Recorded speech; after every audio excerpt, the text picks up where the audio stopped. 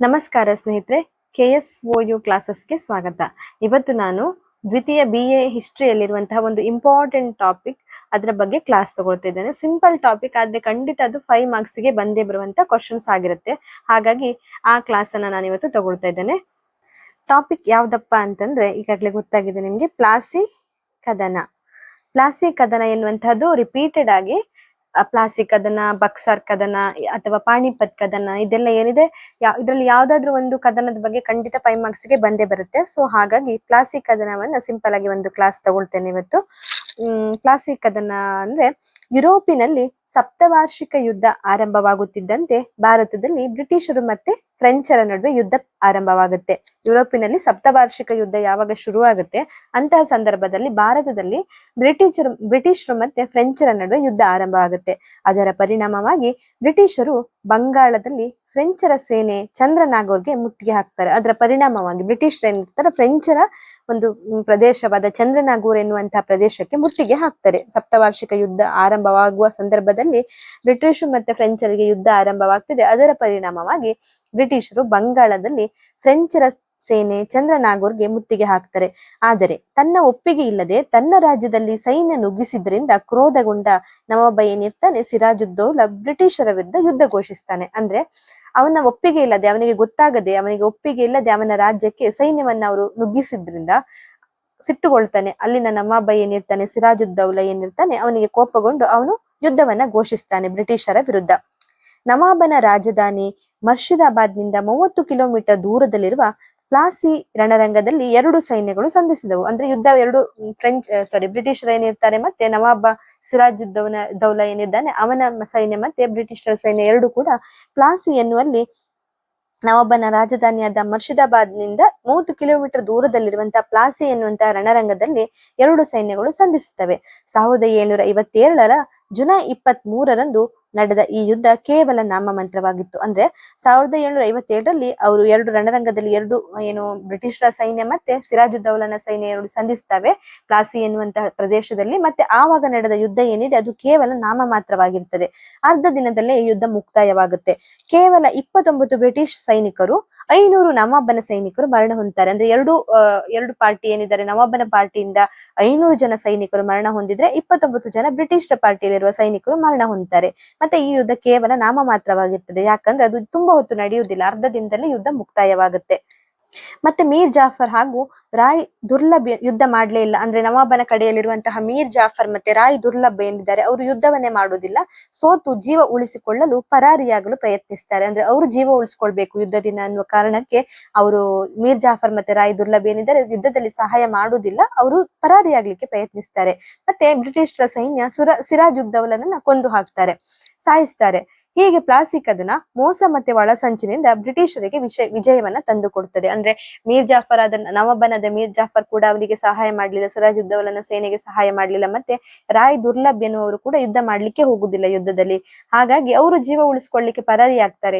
ಇದರ ಕಾರಣವಾಗಿ ಸಿರಾಜುದ್ದೌಲನನ್ನು ಅವರೆಲ್ಲರೂ ಬ್ರಿಟಿಷರ ಸೈನ್ಯ ಕೊಲೆ ಮಾಡ್ತದೆ. ಹಾಗೇನೆ ಈ ರೀಸನ್ ಇಂದಾಗಿ ಅಥವಾ ಮೋಸದಿಂದಾಗಿ ಪ್ಲಾಸಿ ಕದನದಿಂದ ಬ್ರಿಟಿಷರಿಗೆ ಅದು ಒಂದು ಗೆಲುವನ್ನ ತಂದು ಕೊಡುತ್ತದೆ. ಇನ್ನು ಯುದ್ಧದ ನಂತರ ಮೀರ್ ಜಾಫರ್ ಬಂಗಾಳದ ನವಾಬನಾಗ್ತಾನೆ. ಅಂದ್ರೆ ಅವನು ಬ್ರಿಟಿಷರಿಗೆ ಸಹಾಯ ಮಾಡಿದ್ರಿಂದ ಅವನನ್ನಲ್ಲಿ ಬಂಗಾಳದ ನವಾಬನನ್ನಾಗಿ ಮಾಡ್ತಾರೆ. ಮೀರ್ ಜಾಫರನ್ನೇ ಬಂಗಾಳದ ನವಾಬನನ್ನಾಗಿ ಮಾಡ್ತಾರೆ. ಈಸ್ಟ್ ಇಂಡಿಯಾ ಕಂಪನಿಗೆ ಬಂಗಾಳ, ಬಿಹಾರ, ಒರಿಸ್ಸಾಗಳಲ್ಲಿ ಮುಕ್ತ ವ್ಯಾಪಾರ ಮಾಡಲು ಅವಕಾಶ ದೊರೆಯುತ್ತದೆ. ಇದರಿಂದಾಗಿ ಏನ್ ಮಾಡ್ತಾನೆ ಮೀರ್ ಜಾಫರ್ ನವಾಬನಾದ ನಂತರ ಈಸ್ಟ್ ಇಂಡಿಯಾ ಕಂಪನಿಯವರು ಅಥವಾ ಬ್ರಿಟಿಷರಿಗೆ ಬಂಗಾಳದಲ್ಲಿ, ಬಿಹಾರದಲ್ಲಿ, ಒರಿಸ್ಸಾಗಳಲ್ಲಿ ಮುಕ್ತ ವ್ಯಾಪಾರ ಮಾಡಲು ಅವಕಾಶವನ್ನ ಕೊಡ್ತಾನೆ. ಈಸ್ಟ್ ಇಂಡಿಯಾ ಕಂಪನಿಗೆ 1 ಕೋಟಿ ರೂಪಾಯಿಗೂ ಹೆಚ್ಚು ಆದಾಯ ದೊರಕುವ 24 ಪರಗಣಗಳನ್ನ ಮೀರ್ ಜಾಫರ್ ನೀಡ್ತಾನೆ. ಅಂದ್ರೆ ಜಾಸ್ತಿ ಆದಾಯ ದೊರಕುವಂತ 24 ಜಾಗಗಳನ್ನ ಅವರಿಗೆ ಕೊಟ್ಟು ಬಿಡ್ತಾನೆ. ಹಾಗೆ ಕಂಪನಿಗೆ 17,07,00,000 ರೂಪಾಯಿಗಳಷ್ಟು ಪರಿಹಾರವನ್ನ ಕೂಡ ಮೀರ್ ಜಾಫರ್ ನೀಡ್ತಾನೆ. ರಾಬರ್ಟ್ ಕ್ಲೈವ್ಗೆ, ಜಮಿಲಿಯನ್ ವಾಟ್ಸನ್ಗೆ 1 ಮಿಲಿಯನ್ ಹಾಗೂ ಇತರರಿಗೂ ಅಪಾರ ಮೊತ್ತದ ಕಾಣಿಕೆಯನ್ನ ನೀಡಲಾಗ್ತದೆ. ಅಂದ್ರೆ ಪ್ಲಾಸಿ ಕದನದ ನಂತರ ನವಾಬನಾದ ಮೀರ್ ಜಾಫರ್ ಏನ್ ಮಾಡ್ತಾನೆ 24 ಪರಗಣಗಳನ್ನ ನೀಡ್ತಾನೆ. ಮತ್ತೆ ಅವರಿಗೆ 17,07,00,000 ರೂಪಾಯಿಗಳಷ್ಟು ಪರಿಹಾರವನ್ನ ನೀಡ್ತಾನೆ ಕಂಪನಿಗಾಗಿ. ಅಂದ್ರೆ ಈಸ್ಟ್ ಇಂಡಿಯಾ ಕಂಪನಿ, ಬ್ರಿಟಿಷರ ಕಂಪನಿ ಏನಿದೆ ಈಸ್ಟ್ ಇಂಡಿಯಾ ಕಂಪನಿಗೆ 17,07,00,000 ರೂಪಾಯಿಗಳಷ್ಟು ಪರಿಹಾರವನ್ನ ನೀಡ್ತಾನೆ. ರಾಬರ್ಟ್ ಕ್ಲೈವ್ಗೆ ಮತ್ತೆ ಜಮಿಲಿಯನ್ ವ್ಯಾಟ್ಸನ್ಗೆ 1 ಮಿಲಿಯನ್ ಹಾಗೂ ಇತರರಿಗೂ ಅಪಾರ ಮೊತ್ತದ ಕಾಣಿಕೆಗಳನ್ನ ಮೀರ್ ಜಾಫರ್ ನೀಡ್ತಾನೆ. ಇದಿಷ್ಟು ಕೂಡ ಮೀರ್ ಜಾಫರ್ ಬಂಗಾಳದ ನವಾಬನಾದ ನಂತರ ನಡೆಯುತ್ತದೆ. ಸೊ ಅವರಿಗೆ ಏನು ಬ್ರಿಟಿಷರಿಗೆ ಪ್ಲಾಸಿ ಕದನ ತುಂಬಾ ಈಸಿಯಾಗಿ ಅವರು ಪ್ಲಾಸಿ ಕದನದಲ್ಲಿ ಗೆಲುವನ್ನ ಸಾಧಿಸ್ಲಿಕ್ಕೆ ಆಗ್ತದೆ. ಯಾಕಂದ್ರೆ ನವಾಬನ ಪರವಾಗಿದ್ದ ಸಿರಾಜುದ್ದೌಲನ ಪರವಾಗಿದ್ದ ಮೀರ್ ಜಾಫರ್ ಏನಿರ್ತಾನೆ, ಅವನು ಅವರಿಗೆ ಯುದ್ಧದಲ್ಲಿ ಸಹಾಯ ಮಾಡದೆ ಅವನು ಮೋಸದಿಂದ ಅವನ ಜೀವ ಉಳಿಸ್ಕೊಳ್ಳಿಕ್ಕೆ ಅವನು ಪರಾರಿ ಆಗ್ತಾನೆ. ಪರಿಣಾಮವಾಗಿ ಸಿರಾಜುದ್ದೌಲನನ್ನ ಈಸಿಯಾಗಿ ಬ್ರಿಟಿಷರಿಗೆ ಕೊಲೆ ಮಾಡಲು ಸಹ ಆಗ್ತದೆ. ಆದ ಕಾರಣದಿಂದಾಗಿ ಮೀರ್ ಜಾಫರ್ ಬಂಗಾಳದ ನವಾಬ ಬ್ರಿಟಿಷರ ಸಹಾಯದಿಂದ ಬಂಗಾಳದ ನವಾಬನಾಗ್ತಾನೆ. ನವಾಬನಾದ ನಂತರ ಅವರಿಗೆ ಅವನು ತುಂಬಾ ಹಣವನ್ನ ಕೊಡುವುದು, ಮೊತ್ತದ ಕಾಣಿಕೆಗಳನ್ನ ಕೊಡುವುದು, ಅಥವಾ ತುಂಬಾ 24 ಪರಗಣಗಳನ್ನ ನೀಡುವುದು, ಹೀಗೆಲ್ಲ ಮಾಡಿ ಅವನು ತಾನು ನವಾಬನಾದ ನಂತರ ಅನೇಕ ವಿಷಯಗಳಲ್ಲಿ ಬ್ರಿಟಿಷರು ಹೇಳಿದಾಗೆ ಕೇಳಲಿಕ್ಕೆ ಹೋಗ್ತಾನೆ. ಈಸಿಯಾಗಿ ಬ್ರಿಟಿಷರು ಏನಿರ್ತಾರೆ ಪ್ಲಾಸಿ ಕದನದಲ್ಲಿ ಗೆಲುವನ್ನ ಸಾಧಿಸ್ತಾರೆ. ಮತ್ತೆ ಪ್ಲಾಸಿ ಕದನದ ನಂತರ ಮಹತ್ವ, ಈ ಪ್ಲಾಸಿ ಕದನ ಮಹತ್ವ ಏನಂತ ನೋಡುದಾದ್ರೆ, ಪ್ಲಾಸಿ ಕದನವು ಐತಿಹಾಸಿಕವಾಗಿ ಅತ್ಯಂತ ಮಹತ್ವಪೂರ್ಣವಾದ ಕದನವಾಗಿದೆ. ಇತಿಹಾಸದಲ್ಲಿ ತುಂಬಾ ಇಂಪಾರ್ಟೆಂಟ್ ಆಗಿರುವಂತಹ ಒಂದು ಕದನವಾಗಿರುತ್ತದೆ. ಪ್ಲಾಸಿ ಕದನದ ವಿಜಯವು ಬ್ರಿಟಿಷರ ಪ್ರಭುತ್ವವನ್ನು ಮೊದಲು ಬಂಗಾಳದಲ್ಲಿ ಸ್ಥಾಪಿಸಿ ಅನಂತರ ಭಾರತದಾದ್ಯಂತ ವಿಸ್ತರಿಸಲು ನಾಂದಿಯಾಗ್ತದೆ. ಅಂದ್ರೆ ಪ್ಲಾಸಿ ಕದನದಲ್ಲಿ ಏನು ಇವರು ಗೆದ್ದ ನಂತರ ಅವರಿಗೆ ಬಂಗಾಳ, ಒರಿಸ್ಸಾ ಎಲ್ಲ ಸಿಗ್ತದಲ್ಲ, ಬಂಗಾಳ, ಒರಿಸ್ಸಾ, ಬಿಹಾರ ಎಲ್ಲವನ್ನ ಏನು ಮೀರ್ ಜಾಫರ್ ಬ್ರಿಟಿಷರಿಗೆ ಕೊಟ್ಟು ಬಿಡ್ತಾನೆ. ಅದರ ಪರಿಣಾಮ ಅವರು ಮೊದಲು ಬಂಗಾಳದಲ್ಲಿ ಅವರ ಅಸ್ತಿತ್ವವನ್ನ ಸ್ಥಾಪಿಸ್ತಾರೆ ಬ್ರಿಟಿಷರು. ಅದಾದ ನಂತರ ಭಾರತದಾದ್ಯಂತ ಅವರ ತುಂಬಾ ಜಾಗಗಳನ್ನ ವಶಪಡಿಸಿಕೊಳ್ಳಿಕ್ಕೆ ಅವರಿಗೆ ಇದೊಂದು ನಾಂದಿ ಆಗ್ತದೆ. ಇದು ಬ್ರಿಟಿಷರ ಪ್ರತಿಷ್ಠೆಯನ್ನು ಹೆಚ್ಚಿಸಿದ್ದು ಮಾತ್ರವಲ್ಲದೆ ಭಾರತದಲ್ಲಿ ಒಂದೇ ಸಲ ಸ್ಪರ್ಧೆಯೇ ಇಲ್ಲದೆ ಏಕಮೇವಾದ್ವಿತೀಯ ಪ್ರಭುಗಳು ಎನಿಸಿಕೊಳ್ತಾರೆ. ಅಂದ್ರೆ ಯಾರದು ಕಾಂಪಿಟೇಷನ್ ಇರಲ್ಲ. ಯಾಕಂದ್ರೆ ನವಾಬನಾದ ಮೀರ್ ಜಾಫರ್ ಅವನು ಅನೇಕ ಪ್ರದೇಶಗಳನ್ನು ಅವರಿಗೆ ಬಿಟ್ಟು ಕೊಡ್ತಾನೆ. ತುಂಬಾ ಈಸಿಯಾಗಿ ಪ್ಲಾಸಿ ಕದನದ ನಂತರ ಅವರು ಗೆಲುವನ್ನ ಸಾಧಿಸ್ತಾರೆ. ಮತ್ತೆ ಅವರಿಗೆ ಯಾರದು ಕಾಂಪಿಟೇಷನ್ ಇರಲ್ಲ, ಅಥವಾ ಅವನ ಜೊತೆ ಯುದ್ಧ ಮಾಡಲು ಅಥವಾ ಅವರಿಗೆ ಪ್ರತಿಸ್ಪರ್ಧಿಯಾಗಿರಲು ಅಥವಾ ಏನು ಬೇರೆ ಯಾರು ಇಲ್ಲದಿರೋದ್ರಿಂದ ಅವರೇ ಅಲ್ಲಿ ಏಕಮೇವಾದ್ವಿತೀಯ ಪ್ರಭುಗಳು ಎನಿಸಿಕೊಳ್ತಾರೆ ಏನು ಬ್ರಿಟಿಷರು. ಈ ಯುದ್ಧದಿಂದ ದೊರೆ ಅಪಾರ ಹಣದಿಂದಾಗಿ ಈಸ್ಟ್ ಇಂಡಿಯಾ ಕಂಪನಿ ಆರ್ಥಿಕವಾಗಿ ಸಬಲವಾಗ್ತದೆ. ಅಂದ್ರೆ ಈ ಪ್ಲಾಸಿ ಕದನದ ನಂತರ ಏನು ಮೀರ್ ಜಾಫರ್ ನವಾಬ ಇದ್ದಾನೆ, ಅವರಿಗೆ ಅಪಾರ ಮೊತ್ತದ ಕಪ್ಪ ಕಾಣಿಕೆಗಳನ್ನ ನೀಡ್ತಾನೆ, ಅಥವಾ ಅನೇಕ ಪರಗಳನ್ನ ನೀಡ್ತಾನೆ, ಮತ್ತೆ 17,07,00,000 ರೂಪಾಯಿಗಳಷ್ಟು ಪರಿಹಾರ ಕೂಡ ನೀಡಿರ್ತಾನಲ್ಲ. ಅದೆಲ್ಲ ಕಾರಣದಿಂದಾಗಿ ಈಸ್ಟ್ ಇಂಡಿಯಾ ಕಂಪನಿ ಆರ್ಥಿಕವಾಗಿ ತುಂಬಾ ಸಬಲಗೊಳ್ಳುತ್ತದೆ. ಇದರಿಂದಾಗಿ ಮೂರನೆಯ ಕರ್ನಾಟಿಕ್ ಯುದ್ಧದಲ್ಲಿ ಫ್ರೆಂಚರನ್ನ ಸೋಲಿಸಲು ಬ್ರಿಟಿಷರಿಗೆ ಸಾಧ್ಯವಾಗ್ತದೆ. ಅಂದ್ರೆ ಅವರ ಹತ್ರ ಸೈನ್ಯ ಬಲ ಮತ್ತೆ ಹಣ ಬಲ ಎಲ್ಲವೂ ಇರುವುದರಿಂದ ಅವರು ನೆಕ್ಸ್ಟ್ ಏನು ಕರ್ನಾಟಿಕ್ ಯುದ್ಧ ಆಗ್ತದೆ, ಮೂರನೆಯ ಕರ್ನಾಟಿಕ್ ಯುದ್ಧ ಏನಾಗ್ತದೆ ಫ್ರೆಂಚರು ಮತ್ತೆ ಬ್ರಿಟಿಷರ ನಡುವೆ, ಆ ಯುದ್ಧದಲ್ಲಿ ಈಸಿಯಾಗಿ ಅವರು ಫ್ರೆಂಚರನ್ನ ಸೋಲಿಸ್ಲಿಕ್ಕೆ ಸಾಧ್ಯವಾಗ್ತದೆ. ಎಲ್ಲಕ್ಕಿಂತ ಹೆಚ್ಚಾಗಿ ಭಾರತದ ಅಪಾರ ಸಂಪತ್ತಿನ ಲೂಟಿ ಎಲ್ಲವೂ ಲೂಟಿ ಮಾಡಲು ಆರಂಭವಾಗ್ತದೆ. ಅಂದ್ರೆ ಇದೆಲ್ಲ ಕಾರಣದಿಂದ ಅವ್ರು ಹೇಗೂ ಬಂಗಾಳಕ್ಕೆ ಬಂದ ನಂತರ ಅನೇಕ ಪ್ರದೇಶಗಳನ್ನು ಒತ್ತುವರಿ ಮಾಡಿಕೊಳ್ತಾರೆ. ಹಾಗೇನೆ ಭಾರತದಲ್ಲಿ ಅನೇಕ ಪ್ರದೇಶಗಳನ್ನ ಅಥವಾ ಅನೇಕ ಸಂಪತ್ತುಗಳನ್ನ ಲೂಟಿ ಮಾಡ್ಲಿಕ್ಕೆ ಈ ಒಂದು ಯುದ್ಧ ಏನಿದೆ ಅದು ನಾಂದಿ ಆಗ್ತದೆ. ಅಥವಾ ಈ ಯುದ್ಧದ ನಂತರ ಅಪಾರ ಮೊತ್ತದ ಸಂಪತ್ತು ಎಲ್ಲವೂ ಕೂಡ ಲೂಟಿ ಆಗ್ಲಿಕ್ಕೆ ಆರಂಭವಾಗ್ತದೆ. ಇದಿಷ್ಟು ಕೂಡ ಪ್ಲಾಸಿ ಕದನ. ಅಂದ್ರೆ ಪ್ಲಾಸಿ ಕದನ ಹೇಗೆ ನಡೆಯುತ್ತದೆ ಮತ್ತೆ ಏನಾಗ್ತದೆ ಪ್ಲಾಸಿ ಕದನದಲ್ಲಿ, ಅದರ ನಂತರದ ಮಹತ್ವಗಳು ಏನು, ಇದಿಷ್ಟು ಕೂಡ ಪ್ಲಾಸಿ ಕದನದ ವಿಷಯಗಳಲ್ಲಿ ಟಾಪಿಕ್ ಬಂದಾಗ ನೀವು ಬರಿಬೇಕಾಗ್ತದೆ. ಮೊದಲನೇದಾಗಿ ನಾನು ಜಸ್ಟ್ ಓವರ್ ಆಲ್ ಎಕ್ಸ್ಪ್ಲೈನ್ ಮಾಡೋದಾದ್ರೆ, ಯುರೋಪಿನಲ್ಲಿ ಸಪ್ತವಾರ್ಷಿಕ ಯುದ್ಧ ಆರಂಭವಾಗ್ತಿದ್ದಂತೆ ಬ್ರಿಟಿಷರು ಮತ್ತು ಫ್ರೆಂಚರ ನಡುವೆ ಯುದ್ಧ ಆರಂಭವಾಗ್ತದೆ. ಮತ್ತೆ ಅವರಿಗೆ ಗೊತ್ತಾಗದೆ ಅವರ ಪ್ರದೇಶಕ್ಕೆ ಮುತ್ತಿಗೆ ಹಾಕಿದ್ರಿಂದ, ಏನು ಚಂದ್ರನಾಗೂರ್ ಅನ್ನುವಂತ ಪ್ರದೇಶಕ್ಕೆ ಮುತ್ತಿಗೆ ಹಾಕಿರೋದ್ರಿಂದ ಅಲ್ಲಿಯ ರಾಜ ಸಿರಾಜುದ್ದೌಲ ಏನಿದ್ದಾನೆ ಅವನಿಗೆ ಕೋಪಗೊಳ್ತಾನೆ. ಮತ್ತೆ ಅವನು ಯುದ್ಧವನ್ನ ಘೋಷಿಸ್ತಾನೆ. ಮೊದಲಿಗೆ ಯುದ್ಧ ಒಂದು ಪ್ಲಾಸಿ ಅನ್ನುವಂತ ರಣರಂಗದಲ್ಲಿ ಆಗ್ತದೆ ಆದ್ರೆ ಆ ಯುದ್ಧ ತುಂಬಾ ಹೊತ್ತು ಇರುವುದಿಲ್ಲ, ಅರ್ಧ ದಿನಕ್ಕೆ ಆಗಿರ್ತದೆ, ನಾಮಮಾತ್ರಕ್ಕಷ್ಟೇ ಒಂದು ಯುದ್ಧ ನಡೀತದೆ. 1757 ಜೂನ್ 23 ಈ ಯುದ್ಧ ಆಗುದು. ಮತ್ತೆ ಅರ್ಧ ದಿನದಲ್ಲೇ ಯುದ್ಧ ಮುಕ್ತಾಯವಾಗ್ತದೆ. ಮತ್ತೆ ಏನು ಬ್ರಿಟಿಷರ ಸೈನ್ಯದಲ್ಲಿದ್ದ 29 ಸೈನಿಕರು ಹಾಗೆ ನವಾಬ ಸಿರಾಜುದ್ದೌಲನ ಸೈನ್ಯದಲ್ಲಿರುವಂತಹ 500 ಜನ ನವಾಬರು ಮರಣ ಹೊಂದುತ್ತಾರೆ.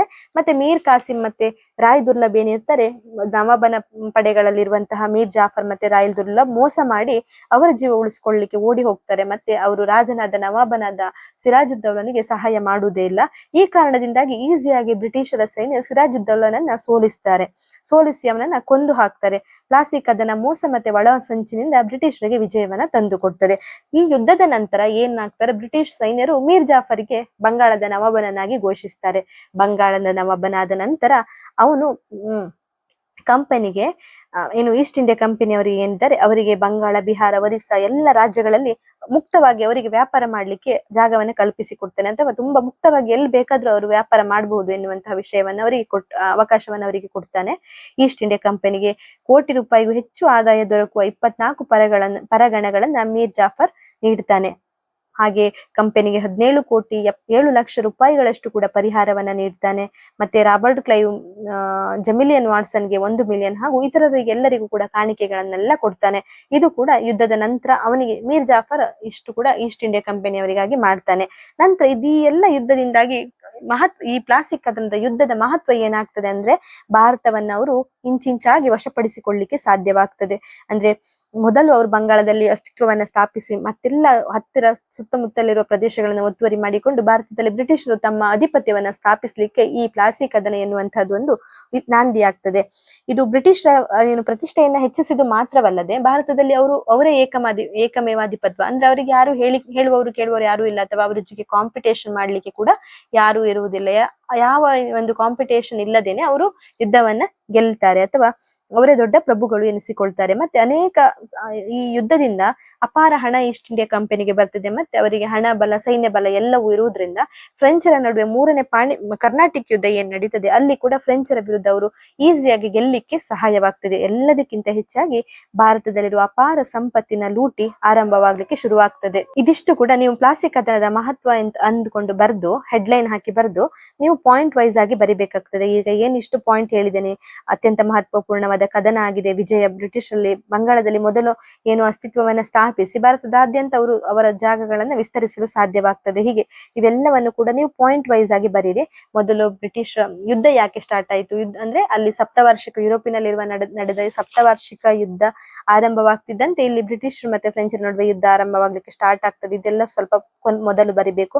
ಆಮೇಲೆ ಯುದ್ಧ ನಡೆದ ರೀತಿ ಅಂತ ಹೇಳಿ ಬರ್ದು ಇದಿಷ್ಟನ್ನು ಬರಿಬೇಕು. ಅಂದ್ರೆ ಎಲ್ಲಿ ನಡೀತು, ಎಷ್ಟು ಜನ ಸೈನಿಕರು ಸತ್ರು, ಯಾವಾಗ ನಡೀತು, ಯಾವ ಜಾಗದಲ್ಲಿ ನಡೀತು, ಯುದ್ಧದಲ್ಲಿ ಏನಾಯ್ತು ಅದೆಲ್ಲವನ್ನ ಬರಿಬೇಕು. ಮತ್ತೆ ಯುದ್ಧದ ನಂತರ ಮೀರ್ ಜಾಫರ್ ನವಾಬನಾದ್ರ ನಂತರ ಏನೆಲ್ಲ ಆಯ್ತು ಇದಿಷ್ಟು ಪಾಯಿಂಟ್ ಅನ್ನ ಬರಿಬೇಕು. ಹಾಗೆ ನಂತರ ಕೊನೆಯಲ್ಲಿ ಪ್ಲಾಸಿ ಕದನದ ಮಹತ್ವ ಅಥವಾ ಪರಿಣಾಮಗಳು ಅಂತ ಬರೆದು ಈಗ ಇಷ್ಟರೊಳಗಡೆ ಏನ್ ಹೇಳಿದೀನಿ ಅದಿಷ್ಟು ಪಾಯಿಂಟ್ ಅನ್ನ ನೀವು ಬರಿಬೇಕಾಗ್ತದೆ.